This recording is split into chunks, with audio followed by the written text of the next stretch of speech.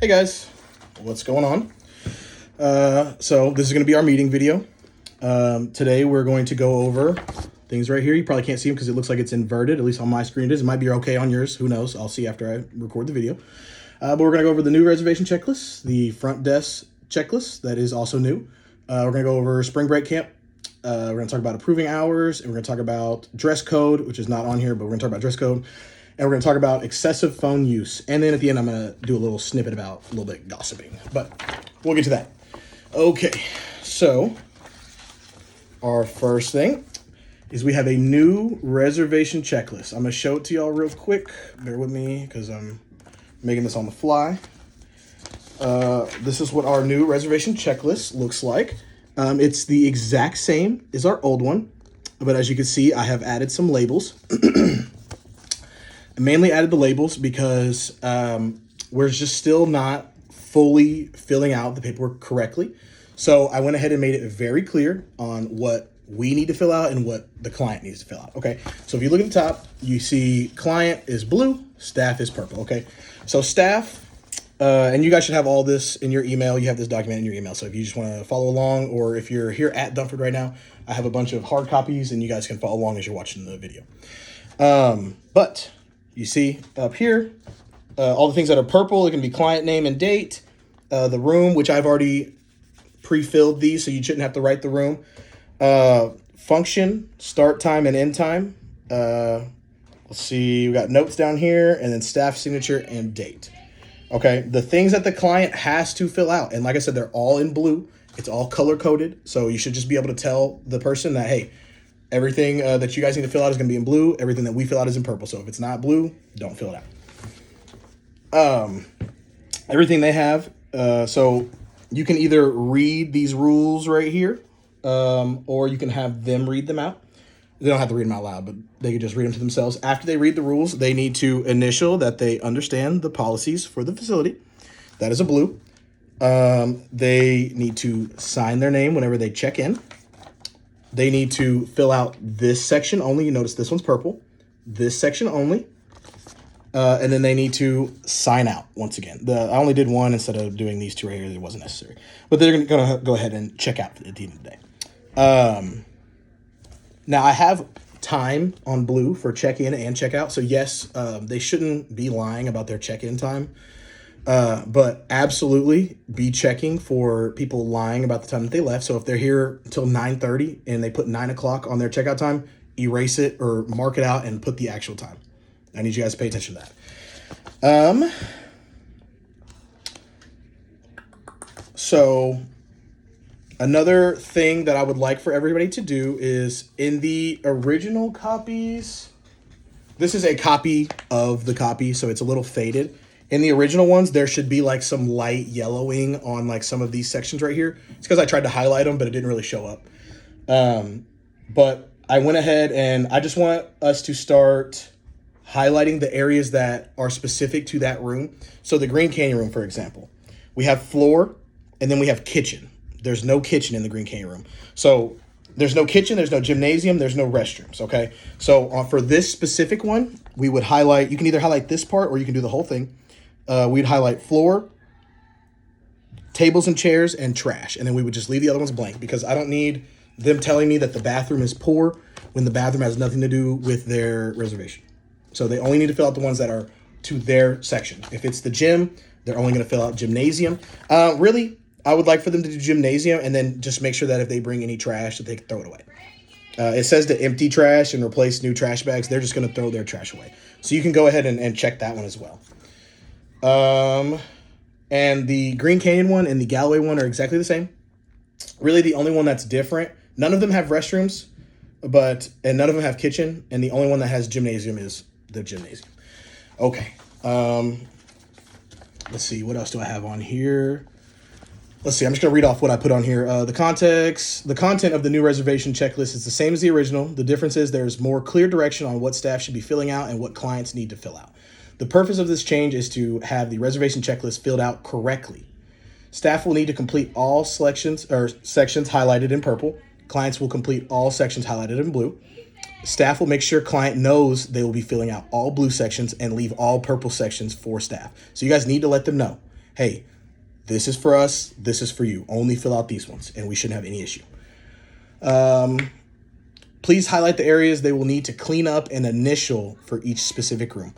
I would like for them to start initialing, and I would like for you guys to start initialing and stop checking out. It says to initial, so let's try to initial. I'm not going to be super strict if we're doing the check marks, but let's just try to fill out the paperwork how it's supposed to be filled out. Let's be an example for the clients, okay? So the next thing we're going to talk about is our new front desk checklist. All right.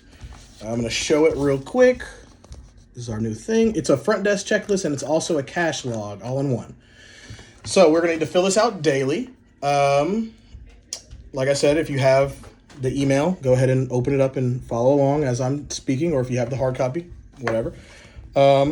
But let's start going over. We're going to go over the cleaning section first. It's going to be this whole top section right here. So the first part we have here is the opening shift. Obviously, that's going to be the first person that comes in. Now, that's either going to be a 9 to 2 shift or it's going to be a 2 to 6 shift. Obviously, on days where we don't have 9 to 2, 2 to 6 is the opener. So you will finish the opening shifts. On days that we don't have a 9 to 2 shift and it's just 2 to 6 and 6 to 9, is basically most days, we are only going to we're only going to fill out the opener and the closing. Okay, we're not going to fill out this middle section. So if it's not the weekend, if it's not a play day, if it's not a camp day, and if it's not the summer, we're not filling this section out. Opening and closing. Okay.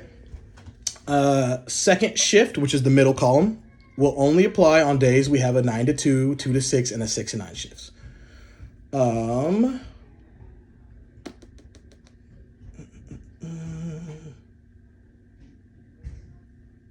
Why is that on here? Okay, it seems I have a little typo on second shift. It's supposed to be on the reservation checklist. Okay, if you're reading second shift front desk checklist, disregard the, for example, if you rent the gym, that part's not supposed to be in there. Was it in the other part? Okay, I basically just said it was on the filling out. Sorry, this is like a rambling spot, and it's not really going to be editing for this video. I was basically saying that, like, if they have the gym rented out, then, you know, do the gymnasium part and don't do the other part. That's what it was a leftover from the other one. Moving on. It doesn't matter. I deleted it off mine, but it's going to be on all yours. So just know that part is not for second shift. If there's no 9 to 2 shift that day, nobody will fill out the second shift. Okay. Closing shift 6 to 9 will complete and initial all sections under closing shift. The cleaning workload must be shared, guys. If there is more than one person working front desk shift, I need you both getting up and cleaning and initialing that piece of paper. I don't want to see just one person initialing the paper. I need to see both of you getting up. It's the only thing that's fair. It really is. I really don't want to see that. So we're going to talk about ASA cleaning now that we talked about front desk cleaning, because I don't want front desk feeling like they need to clean up after ASA. ASA needs to clean up after ASA. So whenever you leave the room you're occupying, this is for ASA staff, trash needs to be picked up. Food crumbs needs to be picked up. Trash needs to be taken out. Now, if you don't have a full trash bag, just go get your trash can and go dump it in another trash bag, in another trash can. It doesn't matter. But I don't want to walk in the rooms in the morning and see a bunch of trash in there. Tables and chairs put back. So basically, however the room is supposed to be set up, however the room was whenever you got it, go ahead and just make it back the exactly same way. For the most part, we are doing that part, and that's not an issue at all.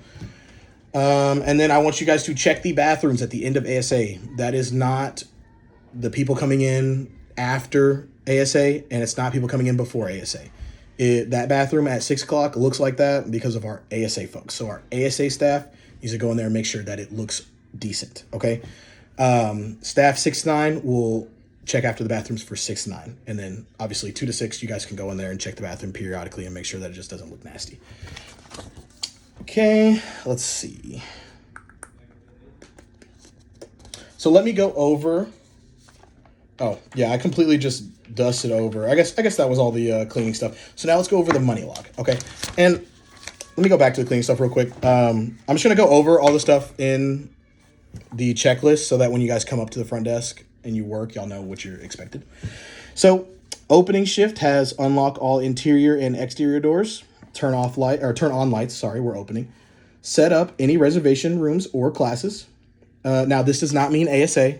The ASA staff will set up for ASA. Now, this is like if you come in on a Saturday and you know there's a reservation, you need to go set up for it. Now, that if that's going to check the room, if that's going to check if there's any setup for the room and setting the tables any type of way, that's what it's going to be. Okay, then you're going to check the money. You're going to check inventory needs / storage. If you notice anything, that's what that is. Weight room walkthrough. You guys are going to go into the weight room.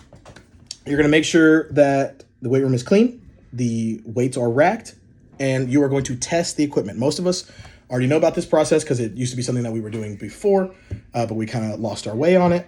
So we're going to bring it back on this checklist. You guys are going to go into the weight room, and you're going to get on the machines and just start it.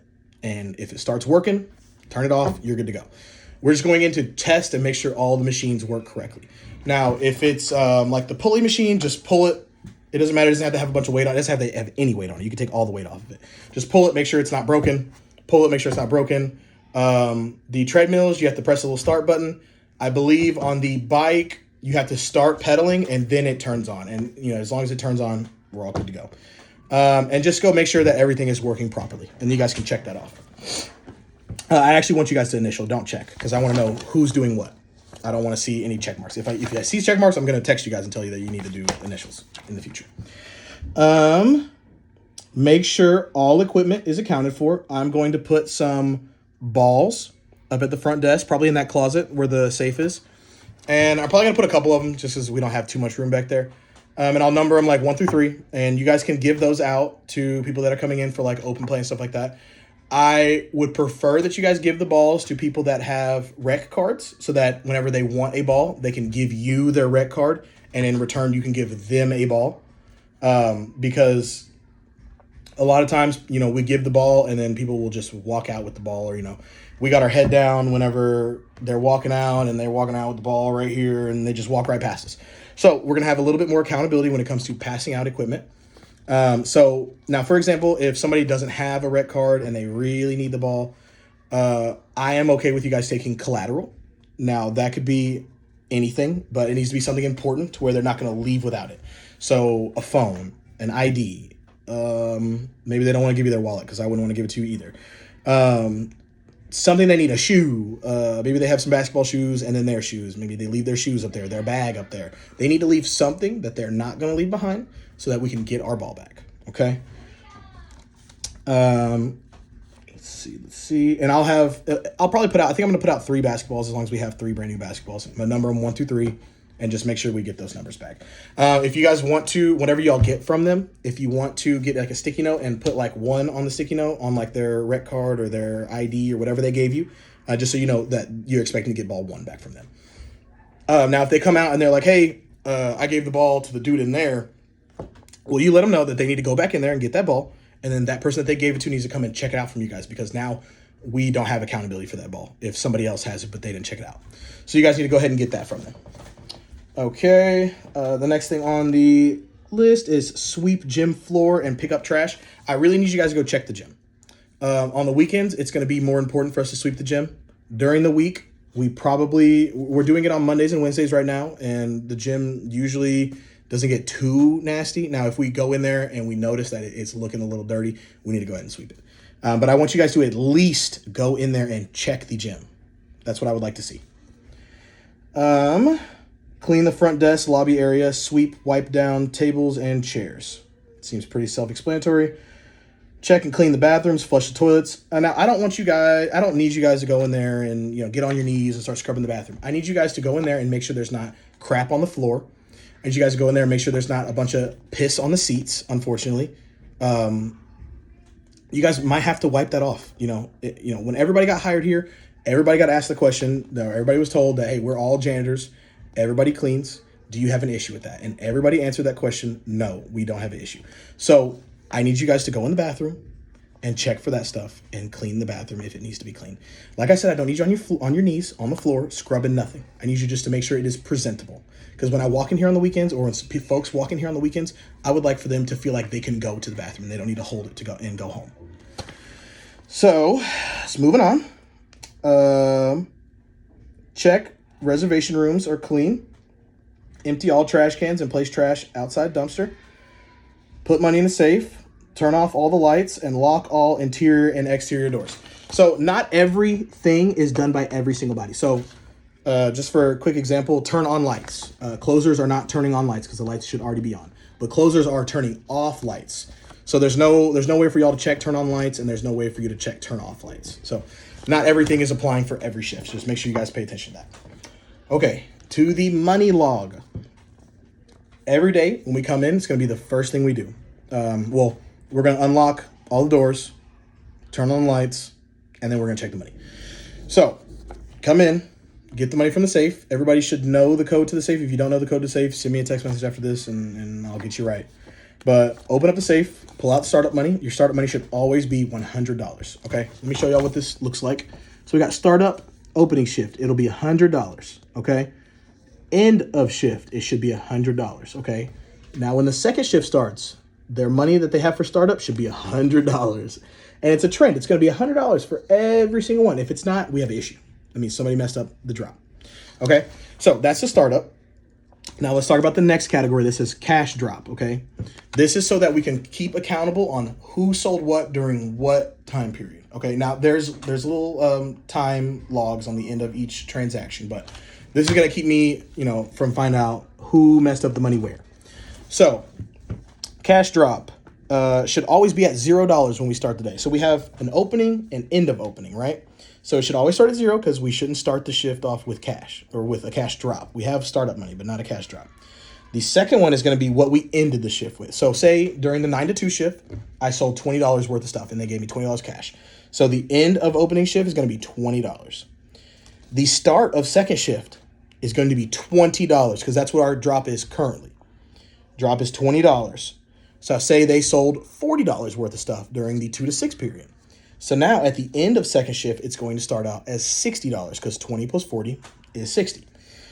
Okay, so now, and our startup should still be $100. So now at the start of the closing shift, our starting drop will be $60. Now, if they sell nothing at the end of the night, then our drop will be $60. But say they sold $20 worth of stuff and it's all cash, then our drop's going to be $80, okay? And you see there's an extra little bit at the end right here. It says total cash drop. This is going to be the same number that you see on the sheet whenever you print off the cash deposit. So if it says that there's $120 cash, it should say $120 cash right here. They should match up. And then there's a notes selection or section at the bottom to let me know anything that is like abnormal. So like if you were over, if you were short, you should definitely be giving me a phone call before you're writing on here that we're short. I don't want to come in the next day and see that we are short. I need to know that night that we're short and try to figure out what happened. So, but definitely like if we're over, you can either send me a text or I don't mind seeing it on here that we're over and I'll check it out. Or like if we're low on change, so like I got all 20s in there and I need more 1s and 5s, this is where you'd let me know about that type of stuff, guys. All right, guys, we are almost done here. Bit of a long video. I didn't think it was going to take this long. I went ahead and added our spring break camp schedule. Spring break camp is happening at Florence Recreation Center. It usually happens at Dunford. I'm really happy that it's not happening at Dunford because I don't have to do it next week. But this is our schedule. It's on that document if you guys just want to look at it. If you're not ASA, it doesn't have anything to do with you. If you are working a 9 to 2 shift next week, you're working it at Florence. I believe it's only Brandon and Kizzy that have 9 to 2 shifts, but y'all are working those at Florence Recreation Center. We don't have a 9 to 2 shift here because they moved camp to Florence. So make sure y'all are doing that. 2 to 6 will be here. I need y'all here for 2 to 6 because we are open during that time. All right, let's try to speed through this last part so we can get out of here. Approving hours. Hours are to be approved at the end of every pay period. You can approve your hours online or using the clock-in machine. Please ask someone to show you how to approve your hours if you are not aware. I believe hours are to be approved next week. Don't take my word for it because I'm looking it up right now. When's the last time I got paid? I got paid on the 29th, which means hours are due this Saturday on the 9th. So, make sure everybody's getting their hours approved. Like I said, if you don't know how to do it, just ask. Everybody knows how to do it.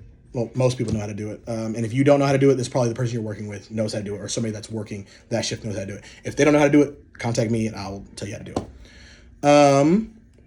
When you guys don't approve your hours, I can't approve them. So if there's ever some type of like issue with payroll and they're like, hey, this person didn't approve their hours, we can't confirm that their hours aren't correct, you may not get paid. Now, saying that, I haven't had that issue happen with people that haven't approved their time, but everybody needs to approve their time. So make sure you're going in and approving your time. And now if there's an issue with your pay period, so say like, you forgot to clock in one day, I'm not going to double check your schedule to make sure that you clocked in every time you had work. If you don't have anything on there and you didn't let me know, you're going to miss it. So you need to be checking your time, making sure that you're getting paid for the time that you are working. Okay, let's go into dress code. And I'm going to speed through this because everybody basically knows. We're just doing a little reminder. Well, I have noticed that dress code has dropped off a little bit. So, Monday to Thursday, green polo, green long sleeve for a shirt, khaki, navy, black, gray, white pants or shorts, closed-toed shoes with a heel, no Crocs, no flip-flops, no sandals, no slides. Tennis shoes are recommended. And then if you want to wear a hat, it needs to be a City of Mesquite hat. If you like wearing hats and you don't have a City of Mesquite hat, let me know and I can get you one. And that was Monday through Thursday. Friday through Sunday is a little bit relaxed. We'll have green polo, green long sleeve, khaki, navy, black, gray, or white pants or shorts, but you are allowed to wear jeans on Friday, Saturday, and Sunday. And then the same thing, closed-toed shoes with a heel, no Crocs, no flip-flops, no slides, no sandals. Tennis shoes are recommended. And yes, this is for the weekend. There are no Crocs, flip-flops, slides, or sandals on the weekends. You are only allowed to wear your Playday camp shirts on play days or camps, or I guess summer camp is a camp, but summer camp. Those are the only shifts you're able to wear those at. Not on the weekends, not on just random Fridays and stuff like that. We're not doing that.